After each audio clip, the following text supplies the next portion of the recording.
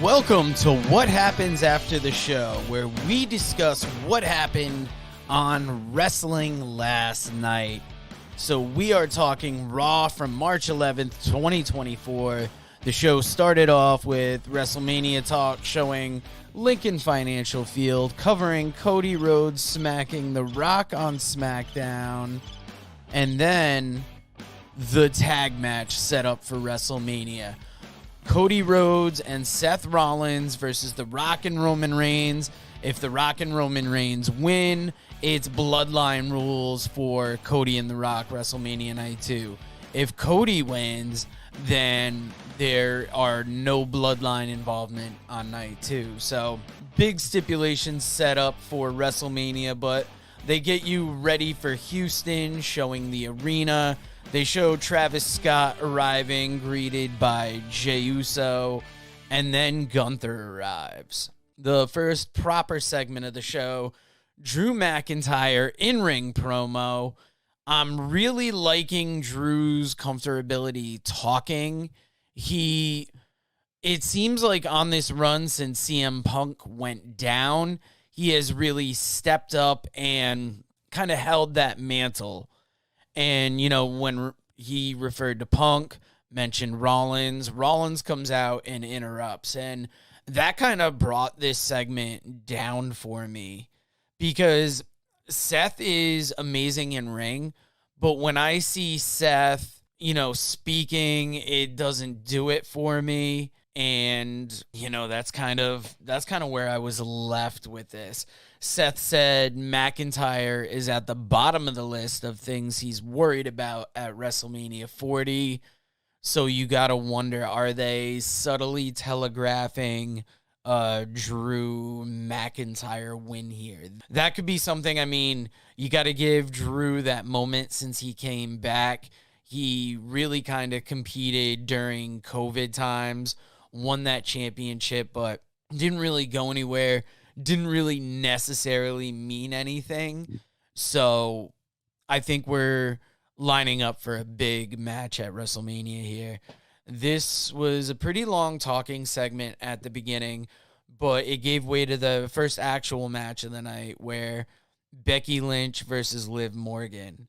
Now, when they were returning from break, they did this great thing where they featured a Chad Gable promo, and then they featured a video talking about former Intercontinental champions.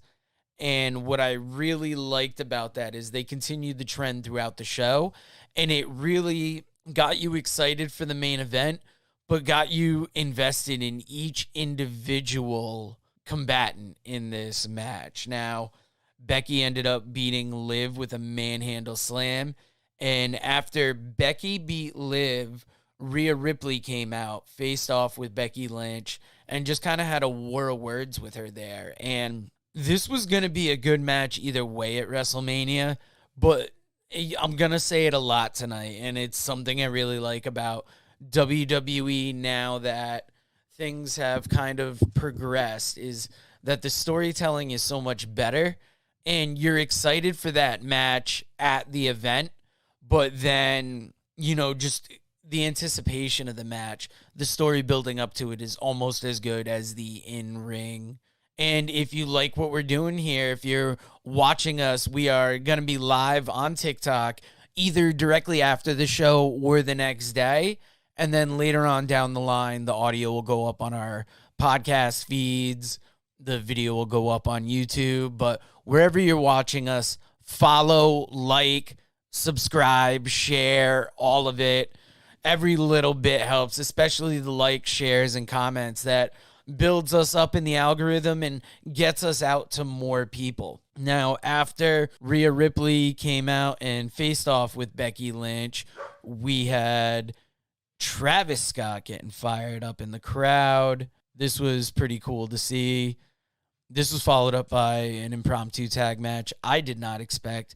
Candice LeRae and Indy Hartwell versus Ivy Nile and Maxine Dupree. This was a quick tag match in there, really trying to get over what ended up being close to the finish, where LeRae was putting down Dupree and feeding into that real life talk about fans booing her in the ring or her not deserving to be where she is yet.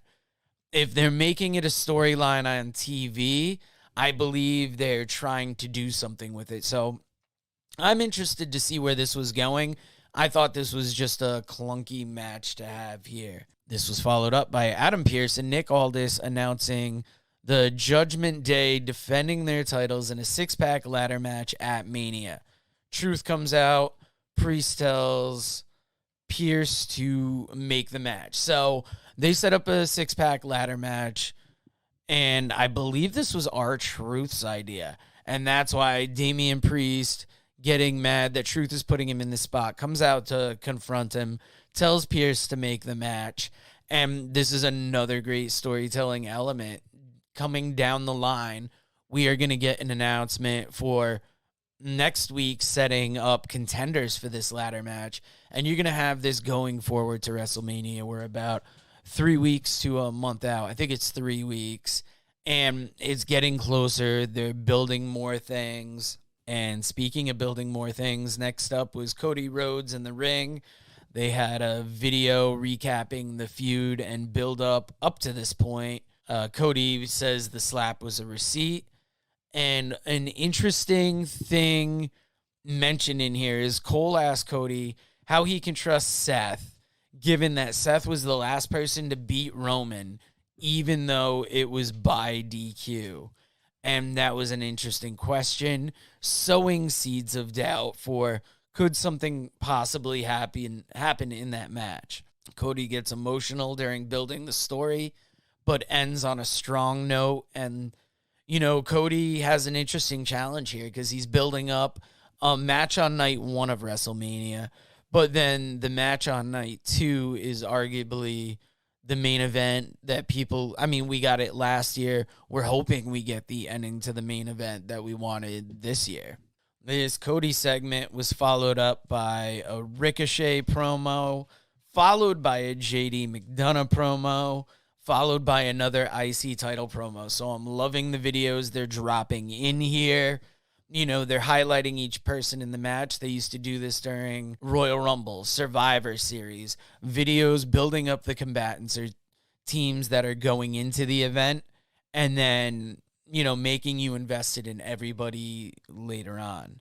Another match that had previously been announced for Raw, in addition to the Becky Lynch match earlier, was Kabuki Warriors versus Shayna Baszler and Zoe Stark for the Women's Tag Team Championships. This was a good women's match, but, at this point in the show, I wasn't impatient, but I was really more excited for the gauntlet match, and those videos that they had building it up where, they had it going even more. Kabuki Warriors win after this. You see Liv backstage going to shake hands with Becky, and Nia attacks them both. So this is, further advancing storylines, further making us excited, intrigued for what's going on towards WrestleMania. Andrade is backstage in the next segment, and Rhea says Dom isn't there this week. So if Andrade wants to come back next week,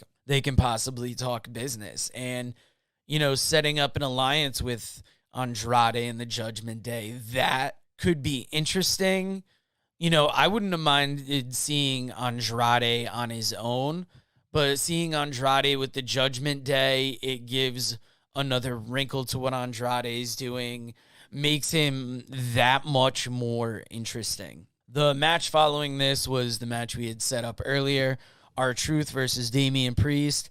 They came back from break. They played a Shinsuke Nakamura promo. They played a Bronson Reed promo. As the match went on for a little bit, R-Truth was really getting beat down by Damian Priest. DIY comes out to kind of be in Truth's corner and give him some kind of representation at ringside, but, it was all for naught. Damian Priest eventually got the win, and then after the match, Judgment Day comes in, beats down DIY and Truth.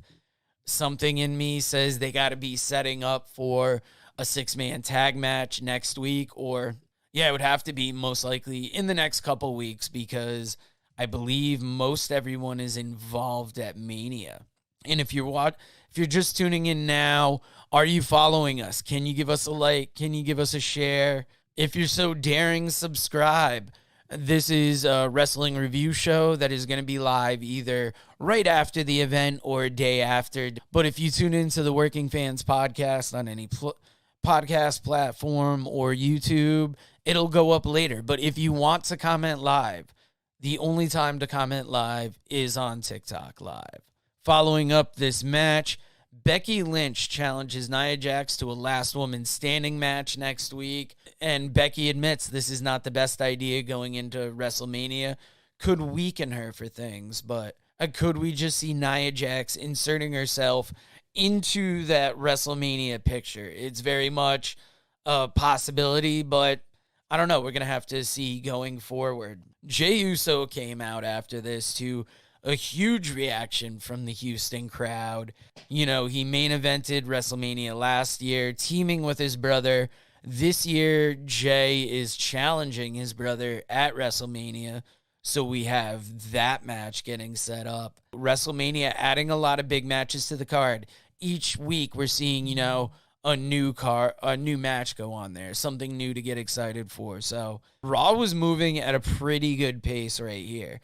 You know, maybe the ladies tag match in the middle was at an odd spot, but it was still great action. Following Jey Uso, you got a video covering Gunther's title reign, and then after that video, highlighting Gunther's almost 2 years as champion, maybe a little over 2 years. It was 654 days, something like that. Gunther came out and he put over all the competitors in the gauntlet match. So you had him really coming off a little more babyface here, perhaps, and, you know, setting up that anybody that wins this match could be viable to take him on. And it was right before this IC title gauntlet match that qualifying matches were announced for Raw next week for the six-pack ladder match.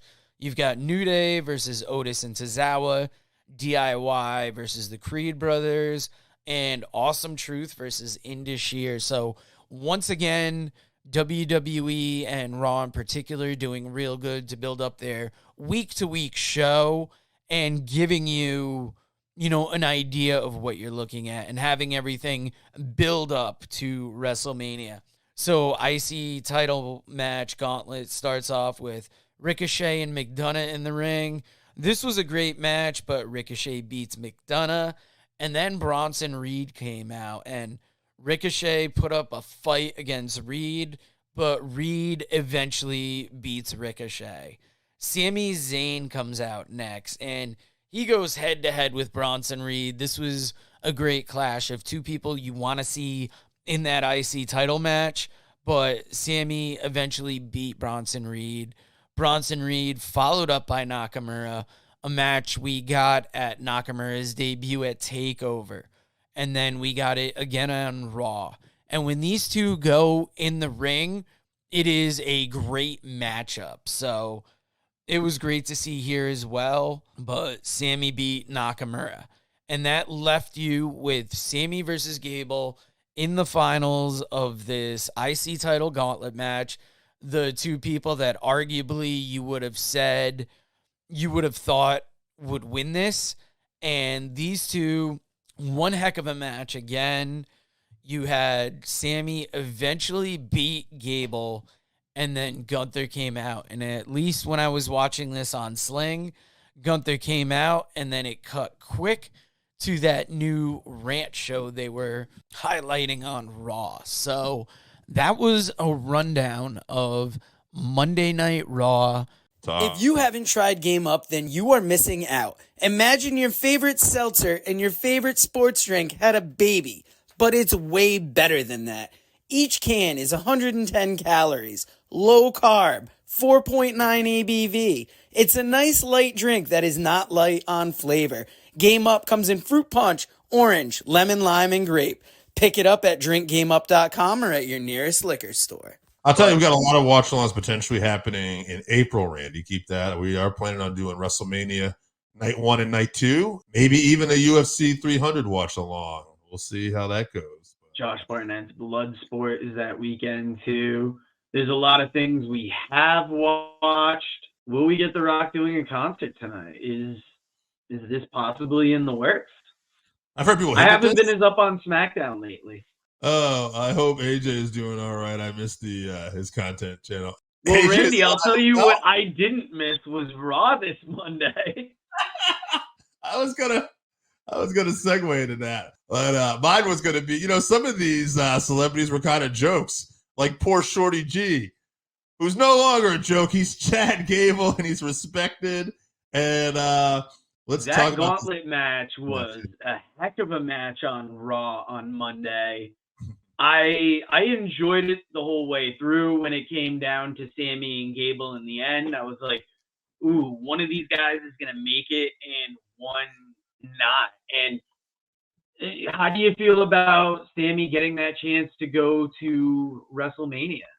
I think I feel like a lot of other people in that I wanted Chad Gable. I don't have a problem with Sammy because I love Sammy, and I'm glad Sammy's going to get this opportunity. And I am curious to see what they do with Chad Gable now, because unlike the Vince era, the one thing Hunter has shown is that he's into long-term storytelling. We're seeing that so much. And the fact that we had that embrace with Chad and Sammy, and Chad did it kind of slowly, it makes me think we could see a heel turn possibly from Chad at some point. I just like to see him win the title. I actually had this theory. I'm just going to throw it out there. It's just something random, but wouldn't it be kind of cool? They made that announcement for the tag team titles too. They're going to be doing that like 6-pack ladder match where they're going to have teams on SmackDown and Raw competing. And one of the teams is supposed to be Tozawa and Otis. Wouldn't it be something? I think you'll like this too. If Tozawa got like taken out in the back, and so Gable took his place and they were in the ladder match, and then Gable and Otis end up winning tag titles. Tozawa comes out and they realized that Gable was the one who attacked him. They beat the shit out of him. And then Gable and Otis, who's a big former power lifter type dude, strongman type dude, right? And Gable, who's a legit Olympian, just start becoming like a modern day Williams and Gordy. Just beat the shit out of people, and then maybe add that Intercontinental title down the road. I'm just saying, like, I just think there's a lot of different things you can do this. I know that was not an answer to your question. We got away. I like Sammy. I wouldn't be hurt if he won the title. But to me, I think there's a lot of steam in Gunther still. And I'm hoping Gunther is going to have that Intercontinental title for a little longer. Yeah, it's an interesting theory going forward. I'm wondering what is going to be Gable's WrestleMania path now, because they've featured him so much lately, and he's had such a good run that you figure he's got to be doing something. And I would have thought another shot at Gunther possibly. Maybe Sammy wins the title, and it's Gable and Sammy down the line. For sure. Welcome to What Happens After the Show, where we review the prior night in wrestling. And last night we had WWE NXT from March 12th, 2024. Started off with a Roadblock review package since Roadblock was last week. The biggest thing I noticed out of this package is that Trick Williams is over. This guy is blowing up huge in NXT. You're going to see throughout the show, and he also had the main event segment, not only setting up for Stand and Deliver, but setting up for next week's show as well. First actual match of the night was LWO versus OTM. This is a qualifying match. This is interesting because setting up for Stand and Deliver, they're going to have a triple threat match to determine who takes on the War Dogs. But to get into that triple threat match, they're having a bunch of qualifying matches over the next couple weeks. So the first one up is OTM versus LWO. OTM got the jump on the LWO during the entrance. That's when the Vic Joseph starts putting over that this is a qualifying match for the triple threat to determine who goes on to Stand and Deliver. Kind of clunky stipulations, but it's something that you could set up matches for the next 3 weeks to build up to that. You had Braun and Baron in the Crow's Nest looking down on this because they're going to want to scout their opponents for Stand and Deliver. And LWO ended up winning this, which surprised me because OTM had the beatdown on LWO through most of this, and they looked very dominant. So I just expected them to get the win, but that did not happen here. So LWO moves on. Next segment is Obafemi arrives, collides with Brooks Jensen in the parking lot, and this is setting up the match later on where Obafemi defends his North American Championship against Brooks Jensen. Segment that followed this, Roxanne Perez versus Lyra Valkyria. It really kind of is setting up that Roxanne Perez heel turn. We see Chase U backstage, and this is one that I was going to reach out to the people for because before Roadblock, like, I don't really keep up with NXT week to week. It's something that I'm starting to do now that we're covering it more for the podcast. But the lady from Chase U, I believe that's Thea Hale. And who came to help her? That was what I had a question on, but it could have been Fallon Henley. It could have been whoever her original partner was. Let me scroll down here in my notes to see. I have to write in a lot of these names down because I'm not overly familiar with them. Of course, I'm Thea Hale. Kalani Jordan was the name I was looking for. But moving back to the next segment, Roxanne Perez is live in the ring. They are really solidifying Roxanne's heel turn here, which is good to see. Roxy was an up-and-comer during the kind of COVID period of Ring of Honor. She is a star Booker T student, and being able to see her, she makes a great babyface, but seeing her flex this heel persona, it's interesting to see. Tatum Paxley attempted an attack, and we got a graphic for the Trick Williams appearance later on in the show. So Roxanne, this is, possibly setting up for Roxanne and Tatum down the line. Following this Roxanne heel turn in the ring, you got Lexis King versus Robert Stone. Now, when they return from the break, there is a segment with the family at a restaurant, explains the collusion with Trick to win the championship or to win the match. And see, when I write down these notes, I write them down so generally. And there was a collusion with Trick that they were talking about. And that's around the time Ilya shows up, he's letting Tony know that he's not losing the title. And I mean, right after this, he gets stuffed in the trunk of a car. It was a good cinematic match. It really built up the stand and deliver match. I liked it, them talking about, colluding with Trick in the restaurant and then Ilya stepping in and giving his own warning. They're doing the whole kind of like cinematic mob thing well. It's good, but I don't know if Tony D'Angelo is going to win that championship coming out of Stand and Deliver.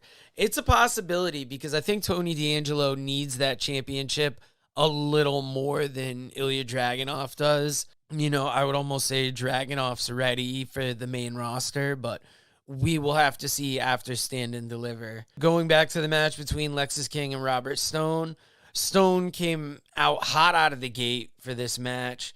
There was a lot of talk about Robert Stone's kids, and in the win, Lexis King gets the win, attempts a post-match attack, but Von Wagner comes to the rescue. So could we be seeing Von Wagner versus Lexis King at Stand and Deliver or down the line even? This has been an interesting feud between the faction of Wagner and Stone and Lexis King. Following this match, Logan Paul announces SummerSlam is coming to Cleveland this summer.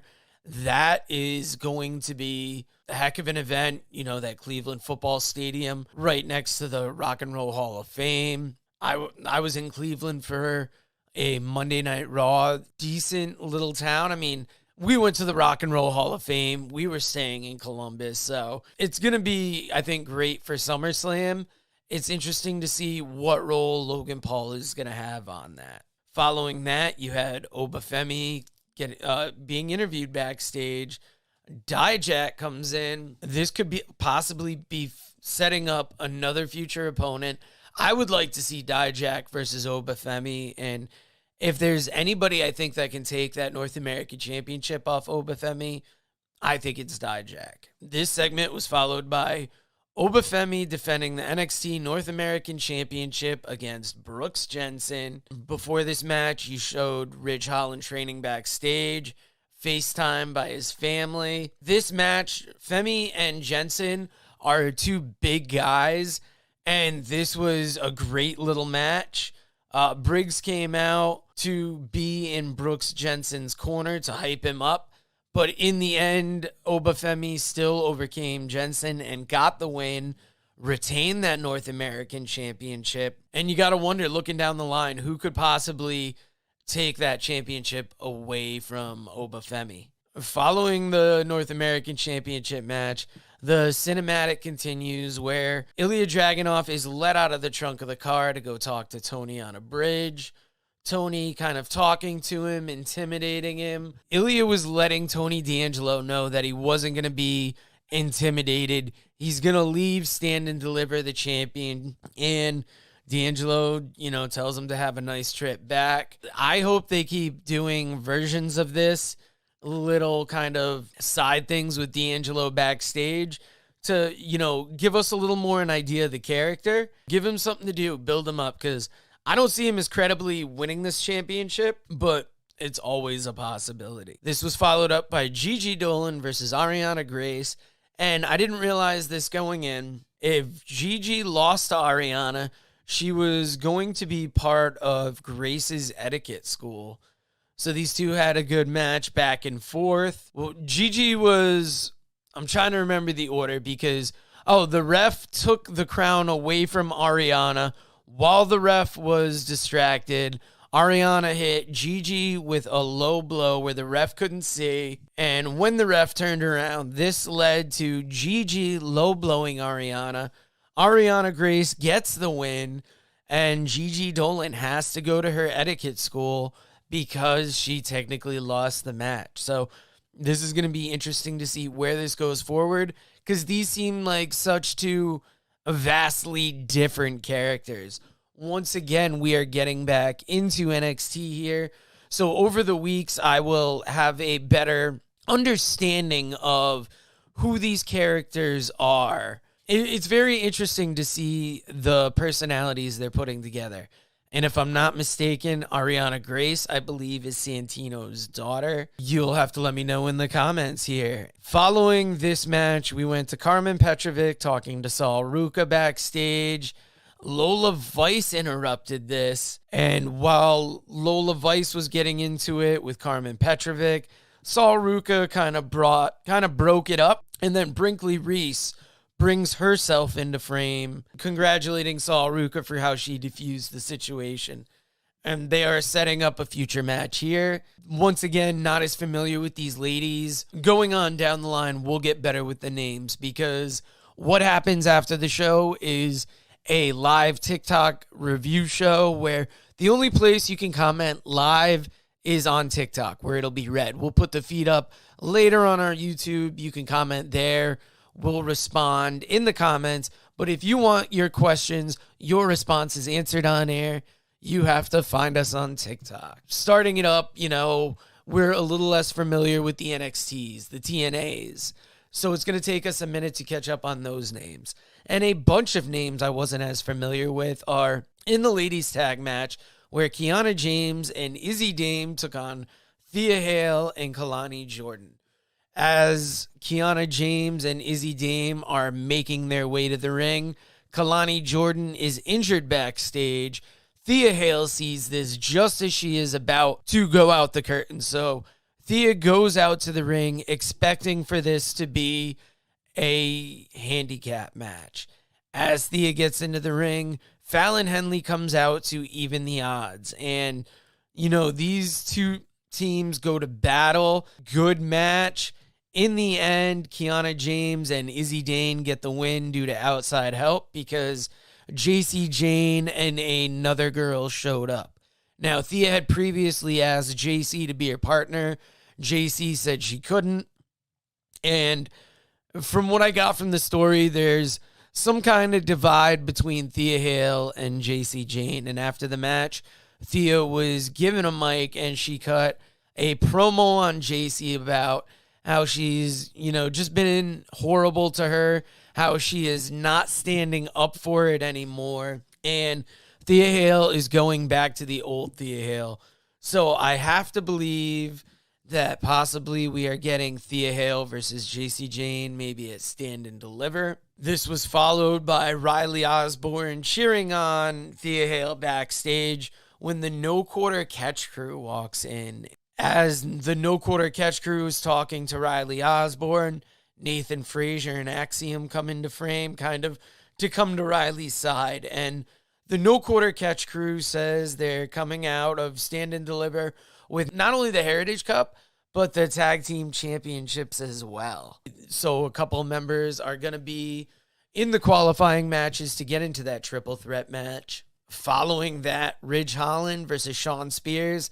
This match was set up with the comeback of Sean Spears. Coming back from the break here, you've got the OC talking about how they're setting their sights at Tag Team Gold at Stand and Deliver. This cuts to Hank Walker and Tank Ledger watching the promo on a TV backstage and then cutting their own promo about the Tag Team Championships. After they mention the Wolf Dogs come into view, and it kind of sets these two teams up. Now, getting to the match, Sean Spears is spending time during the match trying to provoke Ridge to let the rage out. And that's kind of funny since Ridge had previously been in a group called the Brawling Brutes. So you would figure all the brawling and the fighting he did in the Brawling Brutes, how much rage would he have held in? That's a question for another day. During the match, Ridge chokeslams Spears through an announce desk, then rolls Spears into the ring. At this time, it kind of appears as if Ridge had let that rage out. When Ridge gets back into the ring, he attempts to hit Spears with a chair. The ref interrupts, throws the chair out of the ring. As the ref's taking care of that, Spears attempts a roll-up, only gets two.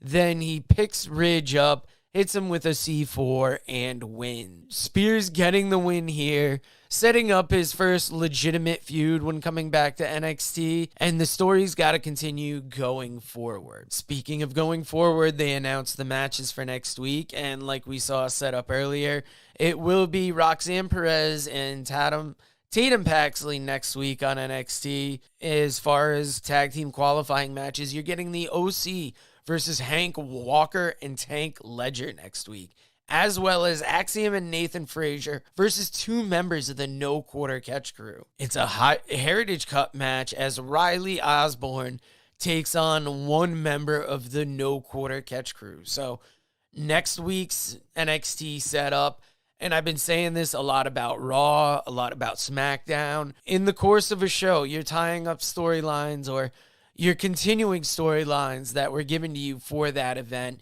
You're setting up matches for not only the big pay-per-view, but the TV next week, the TV after that. It's been great storytelling built. At the end of the show, Trick Williams came out laying out his grievances against Carmelo for not supporting him the whole time that Trick had been supporting Melo.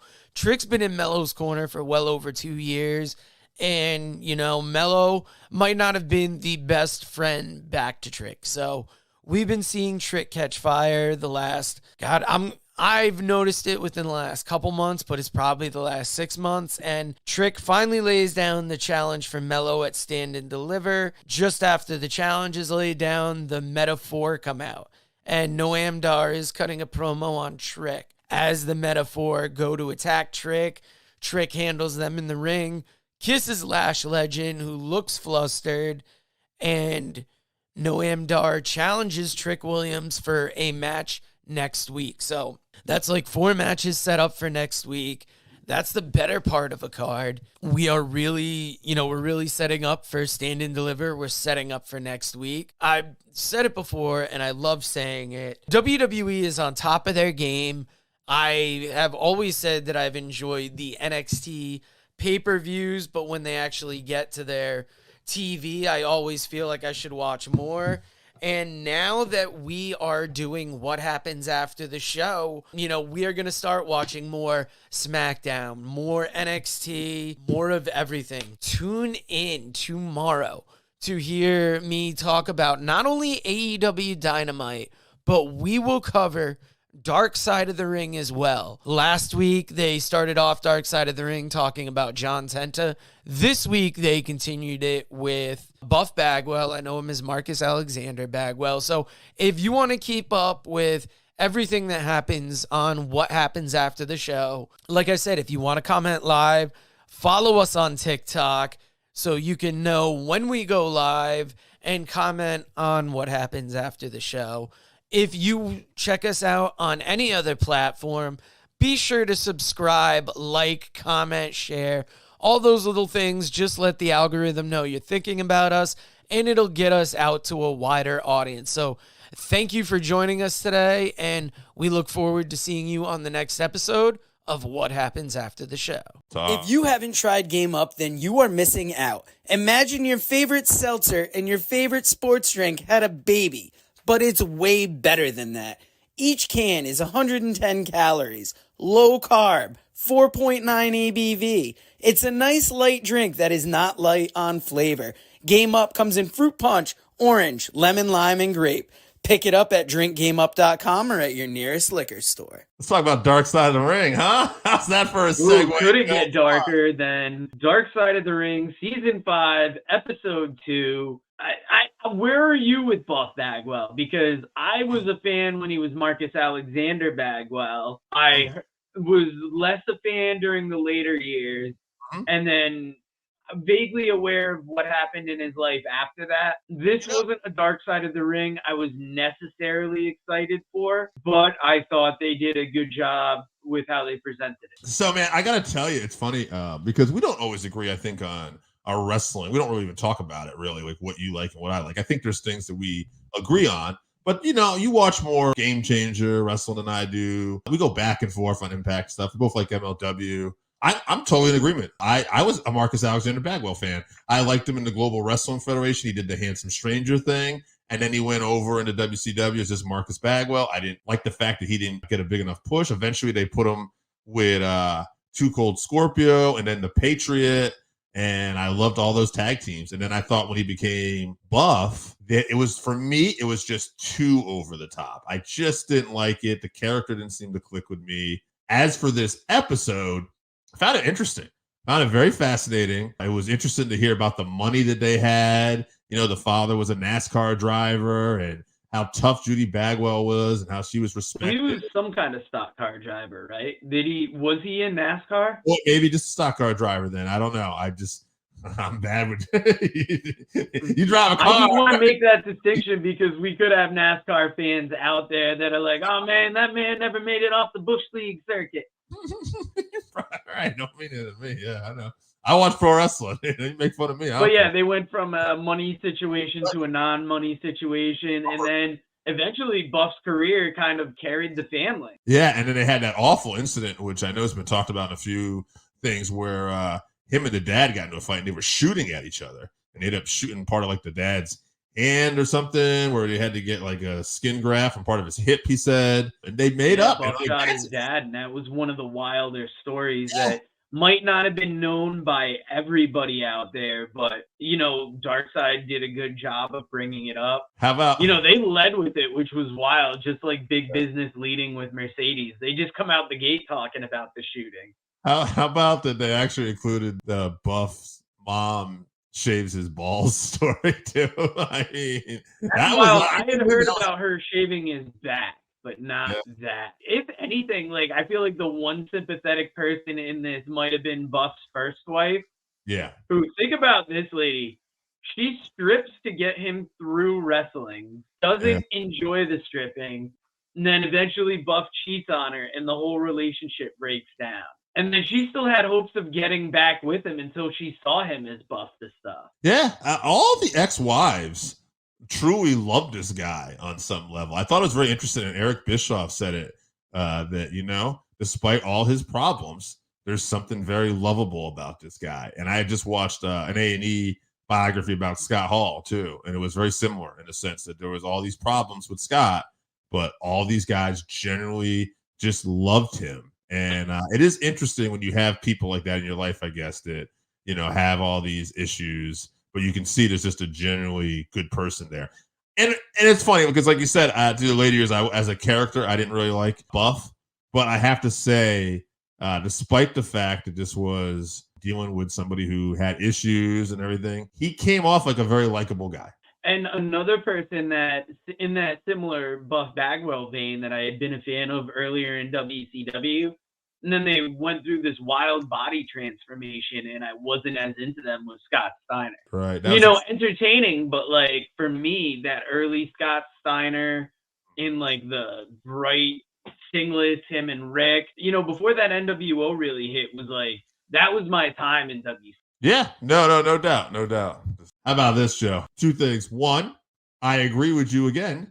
I was a fan of the earlier Scott Steiner. The Steiner brothers were amazing. He could do the Frankensteiner, the DDT off the ropes, the fallaway slam where he'd flip himself over. We talked about this before with the SATs when we had them on. I love Scott Steiner, but I was not a fan of later on as much Big Papa Pump. I still like Scott, but it wasn't my thing. However, it is very interesting that he borrowed from like superstar Billy Graham. Welcome to What Happens After the Show, where we discuss the previous day in wrestling. And today we are talking about AEW Dynamite from March 13th, 2024. The show started off with shots of Boston, Renee talking up the night, a limo arrives, door opens, and then we cut away. So it was an interesting start to the show, really led to intrigue. And in the first segment, I was very surprised by this. They started off the show by having Mercedes Moné comes out. You hear the music hit, the fans start chanting CEO. And then, Tom Fazenbaker, how you doing today? She goes into her speech talking about wrestling, talking about the fans staying by her. And it was a great opening segment. She shouts out Chaotic Wrestling from Massachusetts, and it was a real good start to the show. I was wondering, would we get her in action? But they set things up going further. So awesome start to the show, really establishing that Mercedes Moné is in AEW. The next thing we see, Renee is talking to Samoa Joe backstage. Joe hasn't forgotten the last time that he and Wardlow were in the ring, says debts need to be paid, and Samoa Joe doesn't lose championships in the Garden. Then cuts to an Undisputed Kingdom video where Adam Cole is building up the Wardlow Samoa Joe match with a fairy tale-like story. If you were watching us live, we are live on TikTok Live. That is where What Happens After the Show happens. If you want to comment, you have to be here live. Later on, the audio will get put up on our podcast feeds, and the video will be put up on our YouTube. Talking about Dynamite, because they kicked off with a huge match. Samoa Joe versus Wardlow for the AEW Championship. Interesting to be getting this match on TV. You almost would have thought, why not build it up for the pay-per-view? But Wardlow went right after Samoa Joe. This was a good, heavy-hitting match. Wardlow looks like he belongs in the ring with Joe. Even though I didn't think Wardlow would be winning this, he definitely put up a good fight, and I'm going to enjoy seeing Wardlow Joe in the ring again down the line. After the match where Joe wins with a Coquina clutch, Swerve is fighting his way to the ring through the hired security. Couple indie wrestlers. I thought I recognized Jalen Brandon from Waves and Curls, but I definitely recognized Teddy Goods from that Massachusetts indie scene. And it cuts from this scene to Alex Marvez backstage with the Elite. You got the good cop, bad cop dynamic with the Young Bucks and giving Okada a chance to speak. And this, I think is a really good way for Okada to be coming into AEW. Looks like a big star, picking his shots where to speak here, and being able to flex a heel persona, saying that Marvez didn't mention Matt Jackson's birthday, and then further requesting that he sing to Matt Jackson. So Okada here really playing up the heel. This was followed up by The Elite versus Penta, Pac, and Eddie Kingston. This was one of the matches I think I was most excited for going into this. It started off with the tease of Kingston tying up with Okada early, but Okada really did that heel thing of getting out of there before he could tie up with Kingston. Pac and Penta had great team-ups against the Bucks. I really miss these two in Death Triangle with Rey Fenix. Hopefully, these two at least stay a team, and when Fenix comes back to the team, they could rejoin as a trio. But this was my favorite match of the night up to this point. I love the Okada pairing with the Elite. I think it helps start Okada off on a good foot in AEW and almost rehabs the Bucks after the beating that they kind of took in the court of public opinion after the whole Punk debacle. So after the match, Okada held up the Continental Crown Championship. Is this the feud going forward? Is this Okada's first championship in AEW? It'll be something to see. Possibly this will play out in something for Dynasty. This was followed by a promo video for Christian Cage and Adam Copeland next week. Already an exciting match because it's Christian Cage and Adam Copeland. Double that with the fact that you're holding it in Toronto, and now you got this video package hyping it up. It's something I've liked a lot over the last couple weeks. AEW really hitting that mark a little better and getting you more excited for these matches. After the promo video, we are in ring with Tony Schiavone, once again talking to Will Ospreay. Jobber Steven, how's it going? We are midway through our AEW review here, and I could take these Ospreay talking to Schiavone in the ring segments for weeks. It really is building up. Yeah, Jobber Steven trying something new out with the display here. Really building up Will Ospreay, making the people like him. Really setting up this Dynasty match with Bryan Danielson. I'm liking just the build-up. Speaking of build-up, we got Deonna Purrazzo backstage just telling Tony and Mariah that this isn't over. She's going to find a partner for next week in Toronto and might even scout them, I believe, on, I'm going to say Collision because this feels a little better than a Rampage match. But Jobber Steven, what was your match of the night last night? What did you think of the show overall? And while we wait on his response, Jay White and Darby Allin was next. This was a match. I saw it lined up for big business. We saw it. Jay White set it up on the pay-per-view. And I was interested in it, but I wouldn't say I had any real level of excitement. And Darby Allin all taped up coming out. Jay White dominated this early. The real story was Darby fighting back no matter how bad Jay White beat him up. And Darby really showed that heart fighting back. But, I mean, White was all over him, not giving him much time to breathe. And after the match, Guns and Jay White beat Darby down. The Acclaimed interrupt because they were about to break Darby's leg. Jay White attacks Billy Gunn with a chair. Bullet Club Gold beats down Billy and the Acclaimed.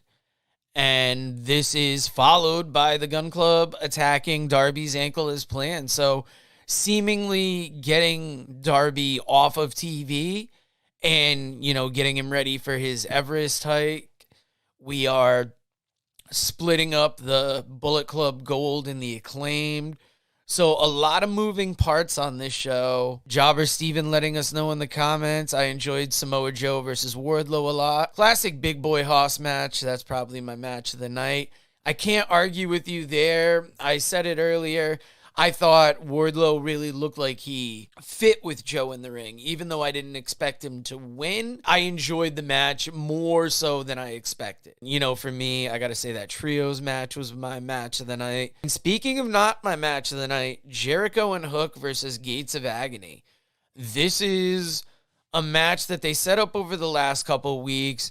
You saw Jericho and Hook starting off good against Gates of Agony. Gates of Agony, these guys look like monsters, and they should be a killer tag team in there. Hook looked great against the Gates of Agony. Not digging the pairing with Jericho. I like that Jericho is coming out to the music as the Lionheart. I like that he's going more back to that Lionheart gimmick. But to me, like, Hook is the star here, and he doesn't need Jericho to, like, help him get more seen. This was followed up by Kyle O'Reilly backstage. He will be facing Brian Keith on Collision. I personally am really looking forward to that match.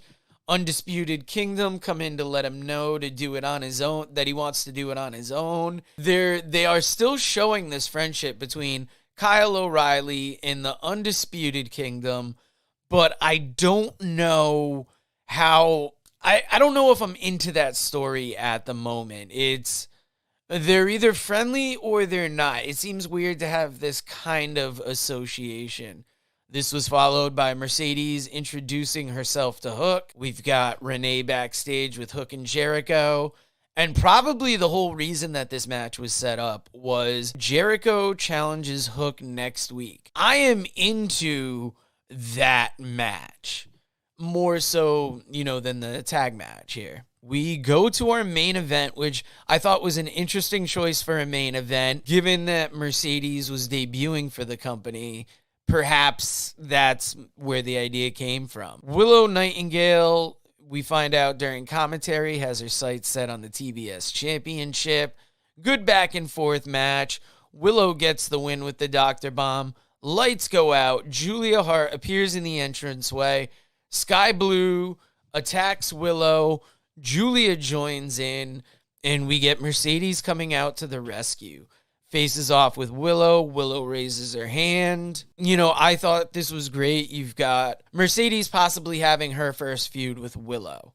There's a lot of possibilities, and to me, I'm only more excited about these ladies' division as this time with Mercedes goes on. We see that next week it is Eddie Kingston versus Okada for the Continental Championship. Very much looking forward to this match. Going to be interesting to see that outcome. You've also got Jericho versus Hook on that show. And you've got Christian Cage versus Adam Copeland in an I Quit match for the TNT Championship. So next week's Dynamite is stacked, and they're doing a better job of giving us more stacked shows and letting us know in advance what those matches are going to be. Because it was a knock on AEW for a while that you would know one or two matches on the show, and then day of the show you'd get hit with 3 or 4 of them. So that was AEW Dynamite this week. Before we start talking about wrestling, I'm going to review Dark Side of the Ring, Episode 2. Starts off talking about Buff Bagwell shooting his dad. Probably one of the more salacious stories that if people aren't aware of Buff Bagwell was something that happened. This was followed up by talking about the male stripping that he did after high school and talking to his wife about her dancing so he can make his way into the business, something that she didn't enjoy and would come back to bite her down the line. They talk about, some of the great tag teams that Marcus Bagwell was involved in. You had Too Cold Scorpio. Then it talked about cheating on his wife, the marriage breaking down, going into forming Stars and Stripes. And then the calf implants that he had that his body rejected. And then moving on from there, you go to talk about the American males. And then you've got this interesting situation in his life where Judy Bagwell was such a famous TV figure as his mother, and then marries a woman named Judy. So he's got Judy Bagwell, the wife, Judy Bagwell, the mother. And his relationship with his mother gets covered going through this episode. Talks about Marcus joining the NWO and how the NWO changed his life. He was seen more on TV as Buff the Stuff. And when his first wife saw Buff the Stuff, she knew that that was going to kill any chances of them getting together. Through Buff's career, I always want to call him Marcus Alexander Bagwell, but probably more commonly known as Buff Bagwell. But Buff's career really like carried his family. And they talked about supposedly his mom shaving his balls at one point. That was an interesting story. It covers him going into straight to video movies. Happens with a lot of wrestlers. He did a few of them, covered his broken neck. Bagwell versus Helms coming into the WWE. One of the biggest names to have a good run.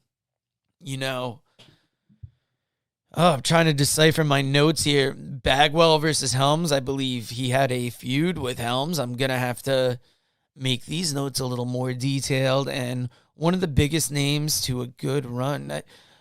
Bagwell had a decent run in WWE or in WCW. Came into WWE, probably didn't live up to all the, all the acclaim he had in WCW. But after being let go from WWE, covers his indie run, drug struggles, being on the Gigolo show, and then probably the ultimate low for him when his mother died. But luckily, they have the story of him helping out Scotty Riggs at the end. And even though there was a lot of dark to this, you got to see some of the behind the scenes on Buff Bagwell. Not one of the bigger episodes, I would say. Next week, we've got Terry Gordy, I believe, coming up. And that's going to be a very interesting one. Sorry, we do a lot of talking here on TikTok, and that wears the voice out quick. Now that we have finished talking about this week's AEW wrestling, we will get into the discussions. Brandon Davey asking, when does the Money in the Bank run out? Jobber Steven letting us know July, I believe. Yeah, it is typically a year from when it is won. And it's going to be interesting to see who Priest finally decides to cash in on. Will that cash in happen at WrestleMania, or will they keep it going further? Double tap that screen if you want to like the broadcast. Share this so we can get it out to more people. And if you want to comment live, you got to follow the Working Fans Podcast on TikTok. So, Jobber Steven, have you checked out any of the Dark Side of the Rings yet? I was very happy with Big Business this week in Boston. I thought it was great that you delivered Mercedes Moné right away. People didn't have to wait for that.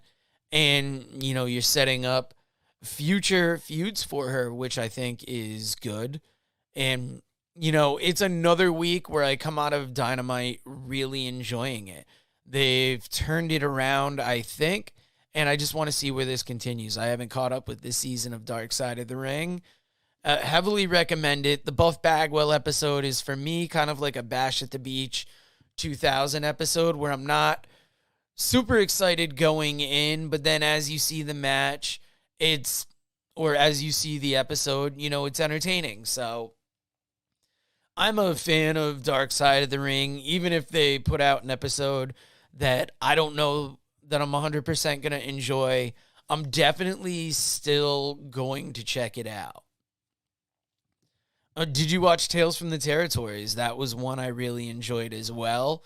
In the same vein, Jobber Steven, I like Dynamite, and I like the Ospreay interview segments too, but give us a match too. And that's a good point, Jobber Steven. I was saying I could take these interview segments going on, but I wouldn't mind a Rampage match. Maybe they're keeping him out of the ring until that Danielson match to make him more special. I don't know, but yeah, I'm waiting to see another Ospreay TV match, and hopefully it's not as wild as before and they give it some time. Like, he gives us a good TV match and he's not just going balls to the wall every time we see him in the ring. Jobber Steven, how do you feel about this women's division coming around here? I'd like to see more than a couple matches from them a show, but what I am enjoying is you have a nice figurehead now in Mercedes Moné. You've got the great story of Willow and Statlander. You've got the great in-ring competitors as well. You've got Riho, Nyla Rose, Serena Deeb. We're going to see, you got Toni Storm and Mariah May. You've got Deonna Purrazzo. These ladies need to get, hopefully, another show or another match on the show. There's some meaningful stories they could tell. Mercedes is immediately the most popular woman in the division. 100%, I feel like last night really solidified that, showed it to the crowd, and you've got Mercedes is the most important, but Toni is the champion. So once Mercedes gets this match with Willow, what will we see when Mercedes goes up against Toni Storm? Will Toni Storm even have the championship when she finally collides with Mercedes? All questions we're going to be very interested in watching down the line. What happens after the show is brought to you by Game Up Hard Hydration. If you're up in the Northeast New England area, this is as if your favorite sports drink and seltzer got together. It's got full flavor, so it's not like your other brands of seltzer out there. It's almost like its own type of sports drink. 110 calories per can, 1 gram of carbs, 4 great flavors. You buy it in an 8-pack. Find it at your favorite liquor store. If you are in the Jewett City or the Eastern Connecticut area, you can find it at Petromax in Griswold. You can find it at La Bella 2 in Uncasville. Let's get the Game Up word out there. And Jobber Steven, I would be more invested in Toni versus Mercedes if they do a long feud, trilogy of matches, but that's my preference. I would love to see a trilogy from them. I'm just excited to see Mercedes and her first opponent get in the ring. It's much like Ospreay. You've got this new character coming into AEW, this new wrestler, and you want to see all these dream matchups you have for them. How are they going to compare against the people that have been here? So it'll be very interesting to see. Jobber Steven, got to ask, did you do a watch along on your TikTok? Because even though we are doing this live on TikTok, it is going to be rebroadcast on our podcast feed, on our YouTube channel. And if we can get Jobber Steven a couple more watchers here on TikTok, it always helps. He's been recently working to pop it off. And we always try and help any other creators that we can. And Dark Side of the Ring, AEW, excited for this week. Tomorrow we might be coming back at you at an earlier time. I'm thinking maybe 9:30, 10 in the morning, talking about TNA. We might do TNA tonight. Tomorrow, live at 12 o'clock. It's most likely going to be myself and the man called Dave going live. We haven't even come up with the rundown yet. I believe the initial idea was to talk about second or third generation stars that surpass their parents. I'm sure we will talk about big business. I am going to text Dave right now and find out what we are talking about tomorrow.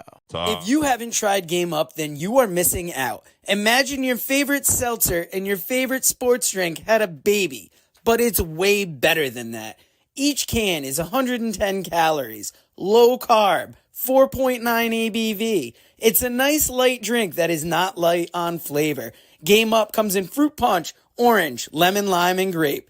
Pick it up at drinkgameup.com or at your nearest liquor store. Big business happens this Wednesday. We haven't talked about this, Dave. Were you able to catch the whole show? What did you think of that? I was able to catch the whole show. Basically, I liked it. I thought it was a good show. I mean, it really shows the level of talent. Okada, in this with the trios match. Ospreay, I'll tell you what, such a great worker. Man, this guy can talk too. And I think maybe that hasn't been shined on enough. Mercedes, she felt like a big deal. If I was going to nitpick, I would say maybe she kind of outshines the rest of the women right now in her presentation. I mean, I love that they alluded to the fact that Willow beat her before and they have unfinished business, but also that she was there to help Willow. And also congrats to the Boston crowd who were on fire for the Willow Rio match, because let's be honest, not bad workers, good ladies, but in that main event segment, you wouldn't necessarily expect that to be the main event match. And you can see where the crowd could have died, they could have tuned out, but they didn't. They stayed with it all the way. Julia Hart and Sky Blue get involved. Mercedes makes the big run in. And I thought it was really a great way to showcase the women on Dynamite, which has been a problem in the last, I don't know, since Jamie Hayter and Britt Baker left. Yeah, that was a big thing about Big Business, is that match I don't think would have been in the main event slot had it not had the Mercedes debut. And it's odd that you have such a big star coming in and she is not the champion. So it's like this women's division has this huge star and then this champion. You got to wonder at what point is Mercedes going to go for that title? How is that dynamic going to be going forward? You said it before, too, about the match, the trios match. I thought it was great. Okada looks good with the Bucks. I brought it up on the TikTok show this week that this is a good rule for Okada, getting to introduce himself to the American fans as a heel, but also helping, it's rehabbing the Bucks image a little bit, because I think people weren't responsive to them after this Punk thing, and then not digging this new gimmick, this new look. But with Okada in there, I feel like it's a new presentation, and it makes everything work. So I really enjoyed that. We're going to see Eddie Kingston and Okada already next week for the Continental Championship. Did you think that was too early to be doing that? Yes, I would have preferred that we put that on the pay-per-view. And I also really don't like that it's just for the Continental Championship. I don't know if you picked up on that. The Ring of Honor title and the New Japan Strong title are not on the line. So to me, that means we're probably going to separate these championships. And the whole appeal to me was I loved that this was a Triple Crown title. Stealing a line from a possibly deceased former associate of ours, breaking news, Eddie Kingston is defending the ROH Championship against Mark Briscoe at Supercard of Honor. Further mentioning the split of those titles, and I guess you gave him that Triple Crown moment, so I guess that's good enough. I don't know what the whole point of making this a Triple Crown title was. Maybe to make Eddie happy, and if Eddie's going to lose all these titles, dark days, Joe.